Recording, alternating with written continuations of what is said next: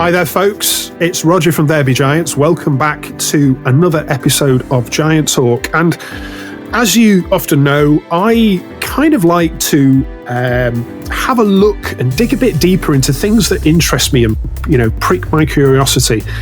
And I've got to say, today is going to be one of those days because I came across a really interesting article on HBR just before Christmas, looking at the new way that perhaps we need to look at projects. Now, I know this isn't OKRs, but OKRs interface with projects all the time because the two things are about transformation in organizations. So, unashamedly, I reached out to the author of that article, and I'm very pleased to say that here today we have Antonio Nieto-Rodriguez with us all the way from Madrid. So welcome, Antonio. Thank you, Roger. It's a pleasure to be here on your podcast. I've listened to some of your discussions. They're really, really interesting. So looking forward. Yeah, very much so. Thank you, Antonio. Now, just for listeners, just to kind of give you a bit of a sense of Antonio's background, he's the author of the HBR Review Project Management Handbook. He's written 5 other books, and the HBR article Project Economy has arrived. His research has gone on to have impact globally and is recognized by Thinkers 50, and also is a pioneer and leading authority in teaching and advising executives in the science of strategy implementation and modern project management. And not to mention also, just as in addition to that, you're a visiting professor at 7 leading business schools. So, very warm welcome to you. Very warm welcome. I wonder if we could dive into the to kind of the article that you wrote, just to kind of what really struck me, right, is because way back in my former life, rather, I used to work in IT infrastructure, and we did a lot of projects that were very methodical, and very much back in the sort of 90s. It was Prince 2 was the default methodology, and it was I think it was actually originally devised by government, in fact, here in the UK anyway. And that was absolutely pure waterfall, and it was incredibly detailed, and in some respects was good, but in other respects we saw budget overruns on projects constantly, and it was really, really difficult to see how it would work with, particularly in the technology space, keep pace with the changing, with the ever evolving nature of technology, and consequently the ever evolving sort of nature of a change of scope and requirements. So I was drawn to your article because you were kind of asking, should we now give up the fight or between waterfall and agile and look for a new way forward? So tell us more about your thinking around that then. Well, it's I think you go straight to the point, Roger, and I think for me the biggest driver before going into the methods and so on is that there are facts which are very upsetting for me as somebody that loves the profession of projects transformation, is the failure rate. So you look at research from Harvard, from McKinsey, Standish, Cow's report, PMI, and the failure rate in transformations in projects is it's appalling. It's like 60-70% of transformation projects fail, and we keep doing the same things as if nothing happens. I think this is a bit of a shameful, if you want to be a bit provocative, is how do you want to keep doing the same things in the same way and get different results, right? Yeah. So that was the driver to look at what is behind this, and one of the areas, there's several areas that we could address, but one of them was the methods, right? Is imagine you're the chef of a big restaurants, but you don't have the tools, or you're using always the same tool. Your dishes are going to be really poor. So it's a bit the same. We've been using methods that were developed, like you said, Prince 2 was developed 40 years ago. PMI, PMBOK was developed 40, 50 years ago. So these are tools that have not evolved, and the world has changed so much. Agile was disruptive in the 2000s because they brought something different, fresh, light, simple, fast. And I'm not surprised about their success and their growth and their attention in many spaces, including senior leadership as a way of implementing strategies and projects. And then that kind of turning point when Agile became very popular, it turned into what we see in other spaces in our lives is polarization. So one was good, the other one was bad, the other one is the enemy. So there's nothing worse than putting Agile people with the more waterfall people. They kill each other, right? They even put them in different floors in companies because this is like, and this has been created, I don't know if it's a bit artificially on purpose, but it's so negative. It's just, why should we hate people that use Agile? Why should we hate people that use the more waterfall? That's a bit kind of the context to the article where I started to do more research and my own experience. But I think that polarization has not been good. We've not seen increase on success rates. We just even increase failure. So there's something wrong. And it's kind of that setting where I come from. Right. Okay. So, you're very much against the polarization, which makes a lot of sense, because that rarely in any area, in any aspect, leads to a good outcome. So, okay, we have this, these two camps that have that often don't speak to each other. So what do you see as being the new way? You talk about neither of them necessarily evolving, though you could argue Agile has to some extent, but I think there are even factions, perhaps even within Agile itself, which may not really speak to each other, which perhaps doesn't help the cause at all. But so what do you see as being the third way, if you will? The third way is combining the best of both worlds. And I think not every project needs to use both. There's clearly some projects, some spectrum of projects that Agile is beautiful and is perfect. Don't try to make a detailed scoping and then make a detailed plan and then execute. On the other hand, the same. There's some projects where waterfall, when you look at infrastructure projects, are mostly waterfall. So, but for me, where we're moving is to a mix. It depends. Every project will have a mix of some of the hybrid, the agile concepts, which are very, very strong. I think focus on benefits, focus on sprints, getting feedback from the customer, sitting all together. These are great, but the pitfalls of agile, we know them, right, Roger? There's no way to plan the future. It's really hard to estimate. There's no documentation, so you don't use that for really regulated projects. It's a bit difficult. On the other side, you have the waterfall. There's quite some big pitfalls, which is the rigidity that you it's really hard to make changes, right? This was on purpose many years ago. Now it doesn't make that much sense. So for me, we're moving into, here's a range of sets. And Roger, one thing that I want to emphasize is not just the waterfall Prince 2 versus the agile. I think we need to start building more tools into this tool set, and OKRs would be one of them. Lean Six Sigma, for example, Lean Startup, and change management is another one. So I think we're moving in a direction where the project lead, transformation lead, strategy implementation profession will adapt and use the tools according to the project and according to the phases of the project, right? So I think we've been trying to polarize to focus, okay, you can do all your projects just following these steps. That's not the way the world functions today. So hybrid means use the best tools that you think will deliver your project better, right? And the only last point, I don't like to answer too long, Roger, but I've done two polls. One in LinkedIn, 2,000 replies.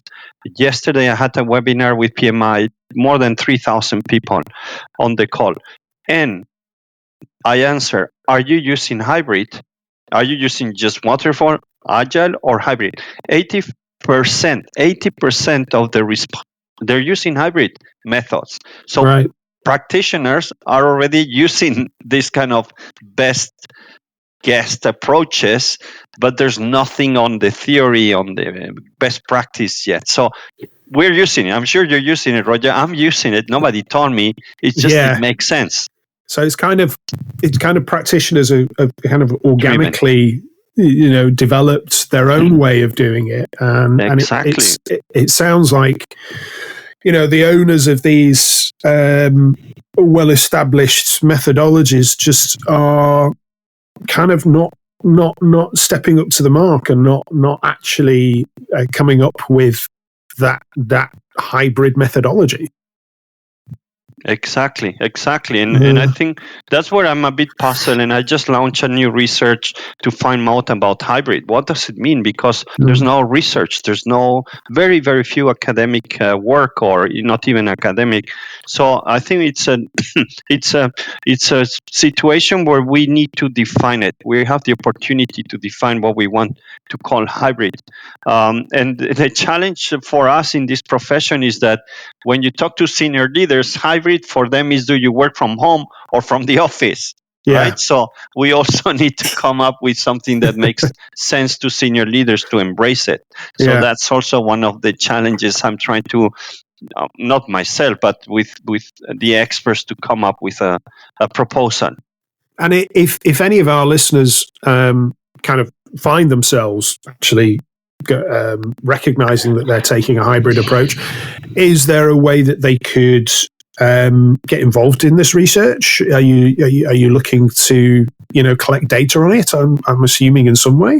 Yeah, Roger, absolutely. I will send you a link that you can share. It's going to be open for weeks. It's a SurveyMonkey, and then there will be a white paper. I'm looking for best practice, and I'm sure in your field, Roger, this is something that's happening in strategy implementation. OKRs people will certainly be big users of already some kind of hybrid method. So, definitely. Thank you. Okay, no problem. We'll make sure that's in the show notes. Yeah. Just to kind of take a step back, though, for those who are still very much either in one camp or another, can you just do a quick summary of where you see Waterfall being really useful and where you see its limitations? Let's just be really clear on that, and then we can do the same for Agile in a second. But let's just start off with Waterfall. So what's it good for, and what's it not so good for? Yeah. So let's start with Waterfall. I think Waterfall is great when you want to have kind of clarity on what you want to develop, right? It's really, should we go into that market? Should we build that kind of structure? Should we develop that? When you want clarity, when you want detailed requirements, when you want to be most sure about your budget and your resources and your timelines. So this is type of merger and acquisition type of work. You have that in construction, infrastructure. These type of projects, you need that kind of waterfall approach where you spend a lot of time in the thinking, into the designing, and then the execution. Usually it goes faster. You spend more time on the thinking, on the planning. The execution is about, you don't want too many changes. A great example is the Burj Khalifa in Dubai. Right? So these are the type of projects where Waterfall, you spend a lot of time in the design, in the requirements, but then the execution goes really fast. So these are the main characteristics of a Waterfall approaches. Spending time in the definition, in the planning, and execution, ruthless. Yeah, we're building some new nuclear power stations here in the UK at the moment, and I can't imagine they're using anything else but Waterfall for those. Exactly. So that's when you approach just Waterfall.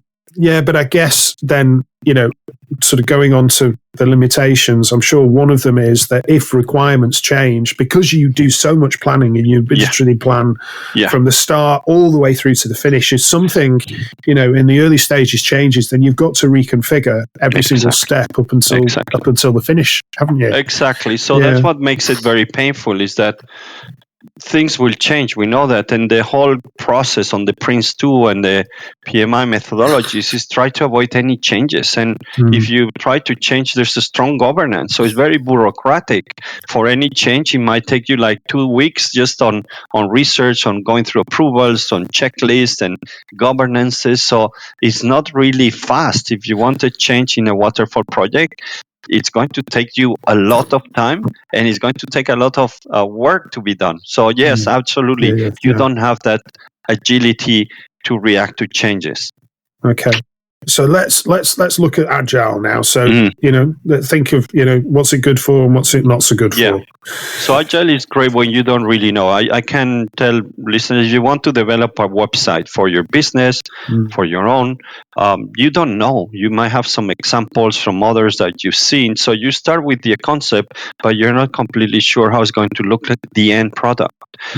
So that's where you start with small pieces. So Agile, one thing that Agile has is that maybe there's a team of 10 people working in an Agile project. The 10 people will work on the same thing for 2-3 weeks. That's what's called a sprint. So if you're developing your homepage, the whole team works on just one thing. So you get a lot of traction on one thing, and in 2 weeks, you see the homepage. On Waterfall, you'll have 10 people. Each of them might work on different things. So you don't have that. But with Agile, the fact that everybody works on the same thing with very short deadlines. So this is about 2-3 weeks we need to deliver. They're sitting together. So the communication, there's no room for big misunderstandings because everybody's...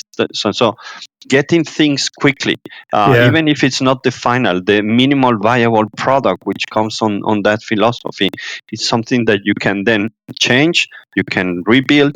The other good thing about Agile is that maybe in 3 months, you can already start using a product that might take 1 year to develop because you start building something and the feedback. So this is the Amazons, the Spotifys, that they're never finished with their projects because it's constantly adjusting to the needs of the customer. So I think that's the beauty of this approach, is just constantly evolving, short-term focus, and showing value very quickly.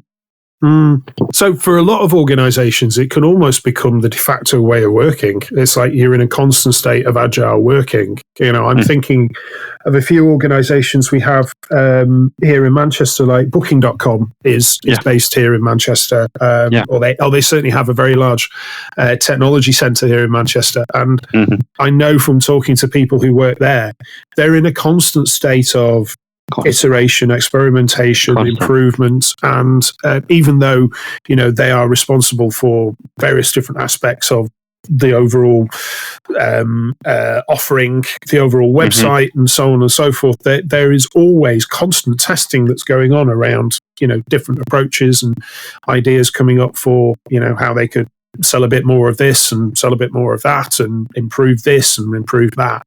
So it becomes the de facto way of working. It never stops. In other words, It never stops. Exactly. Yeah. So, I mean, that all sounds amazing. That all sounds fantastic. And you kind of go, well, why wouldn't you use Agile? So, okay, it's not perfect. What would you see as its limitations?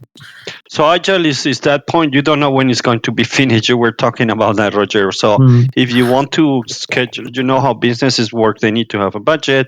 They need to have a timeline. And here is just very difficult because it's hard to estimate. When you don't know what you want, you cannot time it. You cannot budget it. So that's one of the challenges. It's also, that's probably one of the most important challenge is that the estimation of cost and timelines, it's impossible. So that's where it fails. I think the other big issue, it's the fact that you don't document almost anything. So for some type of projects, you need documentation because you need to. Even when you're doing, I know you work in IT, so when you're doing a ERP or SAP implementation, you need to document requirements. If you're going to roll it out across the world, you need to spend time on knowing what people want, what are the processes looking like. And that piece is not very strong. Well, basically, they don't covered. The other challenge that you find in principle makes a lot of sense in Agile.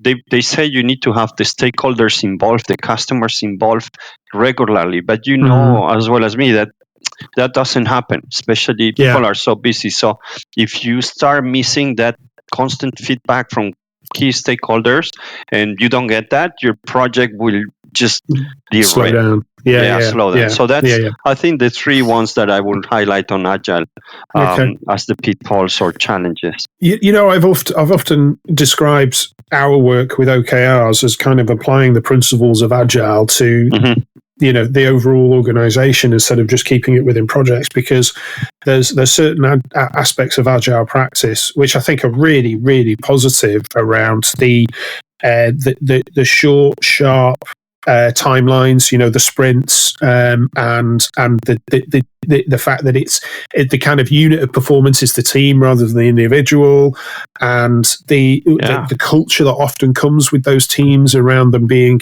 you know, open and honest and transparent and psychologically safe places to you know, challenge and we in the way that we kind of approach OKRs, we very much try to encourage clients to take that sort of approach to the way that they run their OKRs as well, which is interesting, really interesting, and often quite revolutionary, I think, for a lot of organizations. So with you know, with your focus on hybrid, and great to hear that you're going to be doing some research on that.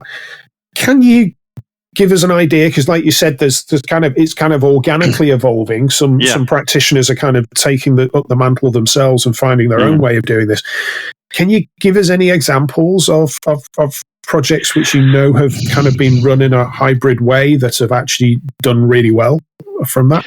Yeah, there's several ones. I think one of them well known is Tesla, for example. Tesla uses the more waterfall for the production of their cars when they plan a new car, and then the whole software update is done on agile approaches. So I have not found out what is in precisely the methods that they use, but the concept of detailed planning, one piece of the product, and the other one having that agile approach is well known. Another one which is well known is Zara, the retailer. So they also have some kind of top-down planning on their new releases throughout the year, but also the way they develop the products, the new garments, is done in a super agile way. So you start finding some of these companies, which is more than just one project. Is part of what you do is that strategy implementation is a philosophy of ways of working where you have some top-down planning for following up, but then also the bottom-up is mostly in very iterative way done. So Tesla, Zara are some of the examples I use. And I've developed like a set of 5 questions that people can use. So I can send you this, Roger, and I don't know if you allow people to download. People can use this to test it. So based on what my research so far, you can answer 5 quick questions about your project or your phase you are in the project, and we'll tell you, well, for that type of project, better use waterfall. For that type of project, use agile. For that project, or use hybrid. So I can happily share that. Yeah, we can put those in the show notes. No problem. Yeah. Okay, so Antonio, I just wanted to wrap up with just giving you the opportunity to share with our listeners a little bit about your Strategy Implementation Institute, which is I don't know where you find the time for everything that you do, to be perfectly honest. But you know, I mean, people are listening to us because they're interested in OKRs, which is all part of strategy implementation. So just tell us a bit more about the Institute, will you? Roger, I tell you a bit the history of the strategy implementation. I've been professional in project management director for all my career, more than 25 years. One of the most common frustrations or requests that I get from senior project managers working in my team or colleagues, they say, what's next. I'm going to be doing PMO for the next 20 years of my life. So the career path for people working in projects is very limited. It's projects. And then how do you elevate? So I couldn't see anything. You could go for an MBA. You could maybe start your own startup, but organizational why there's no career. And I thought, for me, the next level is becoming broader, no? So it's strategy implementation, knowing that this is a field that has not been developed very much. You have the balanced scorecard, you have OKRs, and not much more. And so I thought, what if I develop that for people who are in this space who want to grow? And that was the main reason. I like you were saying, I think you need to have the strategy, but I think what makes the big difference in companies is the execution. And that's a big gap, and I see the gap there. And so I partnered with Robin Speculant, who's an expert on execution in Asia Pacific. And so we developed this course. It's online. It's just super simple. It's 32 hours. And we had about 300 people going through them, people with experience like me, and they really found it very useful. And they opened the way to do other type of job, not just PMO type of projects. So that's kind of where I wanted to develop this institute, and it's kind of a course. It's a learning. It's a community. That's what we do. We don't do consulting. It's just education. Right, it's just education. So you mentioned there's a community. So can people join the community without doing the qualification, or yeah, they can, but they just need to become members. I think it's $100, and then we have a monthly call. We bring keynote speakers. Yeah. Robin talks about digital transformation. I talk about my stuff on projects. So it's like very lively, very international. You get people from everywhere, and so yeah, I can send you the link, and anybody interested, maybe we can do something together, Roger, because I like what you're doing, and I think there's much need of what you're doing everywhere. Well, definitely. I mean, we'll put that in the show notes. There's going to be a fair few things in the show notes for listeners to look at as a result of this. But, Antonio, I really enjoyed our conversation, and I'm super grateful for, you giving up your time for us. I think it's an area which needs to be looked at, and for those that we work with on OKRs, they absolutely do get involved in projects along the way. Yeah, and I think it's really important to kind of understand what comes next. They do the OKRs, that's fine, but then what comes next after that? How do they then actually get that, get the momentum going in the organization to achieve those particular key results? So, yeah, hopefully this has kind of enlightened a few things for listeners, and also it gives them the opportunity to contribute to maybe some research over the coming weeks as well. So yeah. Okay, thank you once again for joining us, Antonio, and thank you as well to you for tuning in to another episode of Giant Talk. I'm Roger, and I shall be with you again in the very near future. So take care. Thank you, Roger. Bye-bye.